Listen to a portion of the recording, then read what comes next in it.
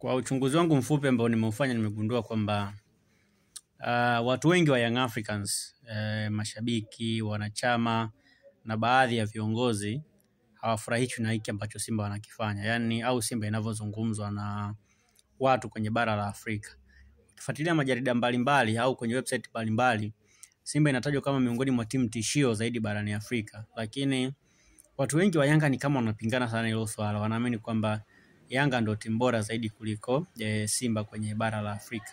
Lakini unajua watu ambao wanahitaja Simba kama timu bora barani Afrika, wanahitaja kwa takwimu, sio kwamba wanahitaja tu kwamba labda wanalala wanaamka wanataja. No. Wanahitaja Simba kwa takwimu. Manake hata kama utakuwa na wivu na Yanga na utakuwa na wivu na Simba, bado wivu wako haukusaidii, kwa sababu kinachowafanya Simba wawe bora juu ni kwa sababu ya mafanikio ambayo wameyapata kwenye mashindano ya kimataifa, na takwimu zinawabeba, na ndio maana wako juu ya Yanga. Kwa hiyo hata kama utakuwa na wivu kwa namna gani, bado haiwezi kukusaidia, kwa sababu still Simba hawezi kutoka pale alipo, kwa sababu kilichomweka pale ni takwimu, wala sio maneno tu ambayo watu wanayazungumza. Nimepita kwenye website tofauti ambazo zote zimeandika kuhusu ubora wa Simba kwamba ndio timu tishio zaidi kwenye taifa la Tanzania. Watu wengi wanapingana hiyo kauli, lakini kwa sababu inaonekana watu wengi wana wivu na mafanikio ya Simba. Manake mafanikio ya Simba yanawanyima Yanga usingizi, kuanzia baadhi ya viongozi, sio viongozi wote by the way, baadhi ya viongozi, wanachama wengi wa Yanga na mashabiki wengi wa Yanga. Yaani inawanyima usingizi. Sasa sijajua ni kwa nini. Unajua wakati mwingine kuna kitu tunaita ni bora ukawa na wivu wa maendeleo kuliko kuwa na wivu ambao ni wa ajabu. Yaani ule wivu wa kawaida tu, kwa sababu wivu wa kawaida haukusaidii. Lakini ukiwa na wivu wa maendeleo, manake utaanza kujifunza kwa yule ambaye unamuonea wivu. Kwa mfano, leo kama kuna watu wa Yanga wanawaonea wivu Simba, manake wanapaswa kuichukua Simba kama case study, kwamba wao waangalie namna gani ambavyo watafanya ili waweze kuwa bora kama Simba. Kwa sababu Simba wamekuwa bora sio kwa bahati mbaya, ni kwa sababu ya quality ambao wamekuwa nayo na mafanikio ambayo wamekuwa nayo kwenye mpira wa Tanzania.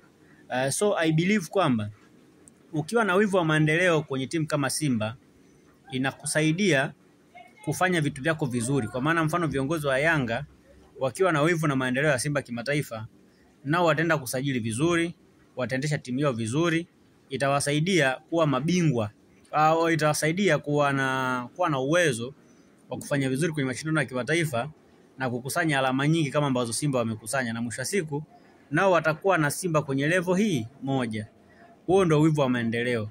Lakini kuna ule wivu sasa, ule wivu ambao tunasema ni wivu wa kijinga. Yaani ule wivu ambao, yaani wewe hutaki kufanikiwa na hutaki mwenzao pia afanikiwe.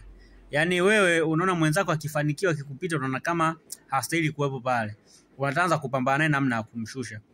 Ndio kitu ambacho watu wengi wa Yanga au mashabiki wengi wa Yanga wanafanya sasa hivi. Yaani wanaona kama pale Simba alipo hastahili kuwa. Yaani wanawaza kila namna ya kumshusha Simba pale alipo, kitu ambacho ni kigumu. Tayari Simba ameshakuwa juu, na kilichomweka pale Simba pale juu sio maneno.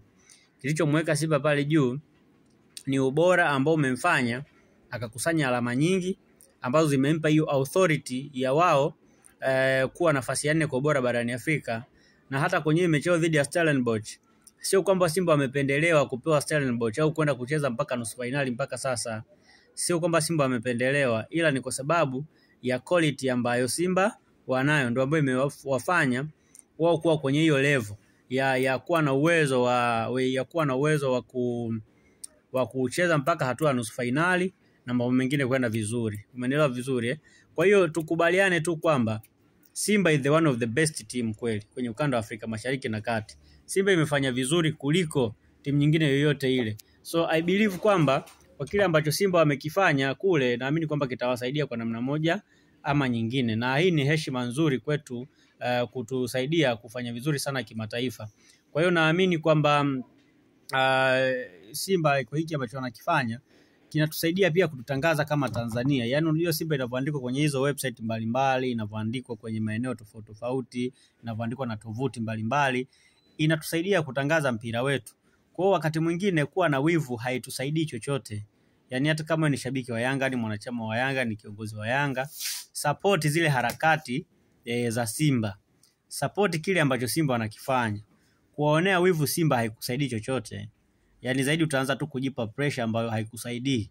Yani pressure ambayo inaweza ikakumaliza bure. Lakini mimi naamini kwamba kwa namna ambavyo mpira wetu ulivyo, Simba ana thamani kubwa, na Simba pia ndio timu yenye thamani kubwa sokoni kuliko Young Africans kutokana na ukubwa wake. Unajua sasa hivi hata ukiziweka Simba na Yanga sokoni ukasema uziuze, yani bado thamani ya Simba itakuwa ni kubwa, kwa sababu Simba wako kwenye ranking nzuri barani Afrika. Nafasi ya 4 sio nafasi ya kila timu. Yani zipo timu tangu zimezaliwa hazijawahi kushika hizo nafasi 4 za juu. Hata Yanga wenyewe hawajawahi kushika hiyo nafasi ya 4 ya juu.